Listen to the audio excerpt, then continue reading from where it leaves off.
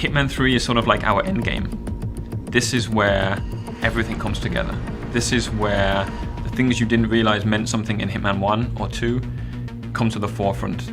Having those holy moments when we flip something on you and make something happen that you were not expecting, and then just keep moving to the next thing until you have that moment of, that's it. We wanted to bring back what was the essence of Hitman.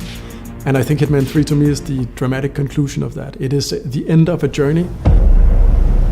It was always going to end like this. All your hard work, all your sacrifice, only sped up the process. So Hitman 3 is about closure on the storyline. It's a trilogy, and it's also, as hokey as it sounds, it's a love letter to our core fans. We are taking the beautiful locations, the level design, these awesome environments that we have, and inviting them to explore, to be creative, and do things that they haven't done before in a Hitman game. And we're twisting the formula along the way. We're all trying completely different things for what a format of a Hitman level can be, and that's super exciting. I think players will be really excited about that. We're definitely pushing the systems to what they can handle AI-wise and what the game can handle. We're trying constantly to find new ways to make a level exciting. And I don't think it can be pushed any more than what we're doing in Hitman 3.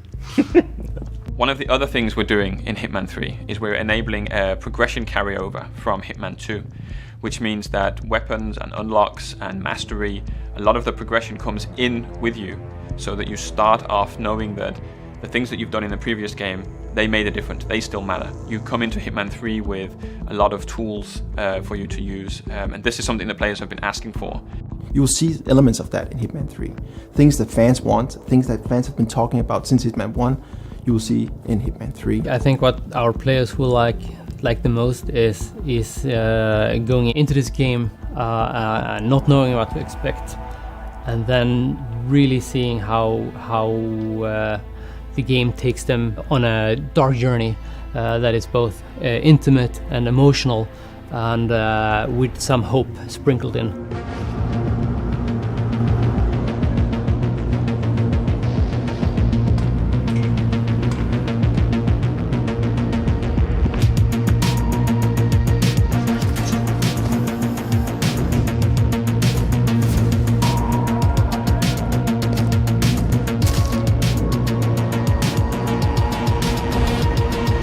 I think the tone of Hitman 3 is a little bit more dark than Hitman 1 and Hitman 2 was in the trilogy.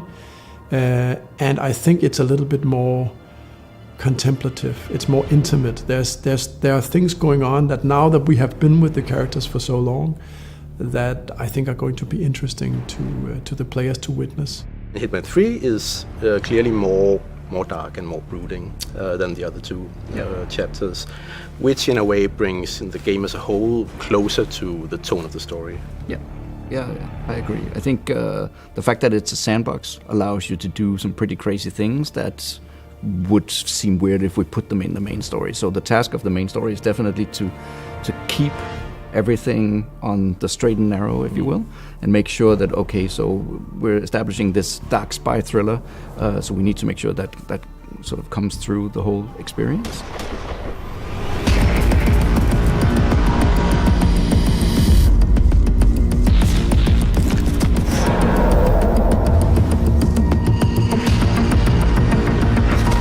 We are now independent, and Hitman 3 is a game that we completely publish ourselves, and that's pretty exciting to do that as a first. The self-publishing for us on Hitman 3 is the pinnacle of the relationship, unhinged, unfiltered, unplugged with our beloved franchise and our community and our beloved gamers on Hitman, is to have that connection as close as we can. When all is said and done, my hope is that the fans will love it as much as we do. There's so many people worked on this franchise for so long time that this has to be right. So, as I see it and what I've seen so far, I don't think it's not only going to be the best game of the trilogy, I think it's going to be the best Hitman game.